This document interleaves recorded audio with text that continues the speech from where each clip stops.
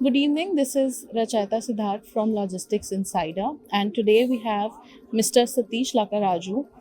He's an logistics industry enthusiast. So, sir, my first question to you is, how do you think the government's supporting the in making the agri supply chain resilient?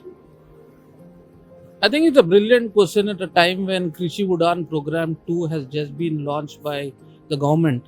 The government has decided that the Indian farmers have to be supported in a very large way. And as a process of it, they're looking at the aviation industry backing it up with subsidies to them.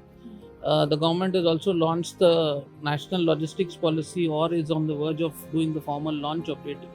So there are many areas in which the Indian government is currently stepping in to, really push the agri produce to be exported to more countries.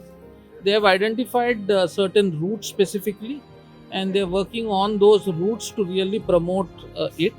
And the Krishi Udan program, if you read it in more in detail, is not a fixed program, but it clearly says that it will evolve as it progresses.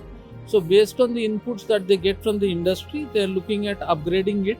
So I think that's the first step towards the move towards getting the produce moving out of this country.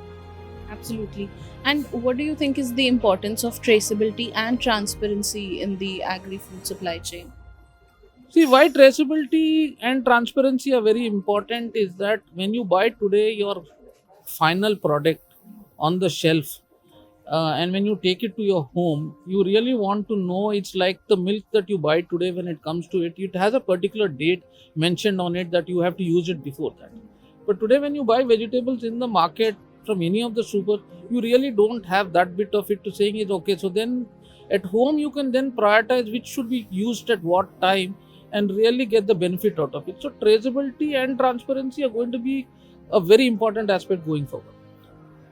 Um, Events like this, like the Food Logistics India, what do these kind of events bring to the table for the food supply chain?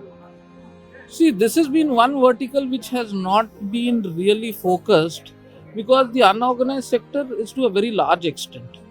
And such events not only bring new players, one, because the new players, in terms of like what Dr. Khan mentioned today morning, mentioned about the aspects of new startups coming in.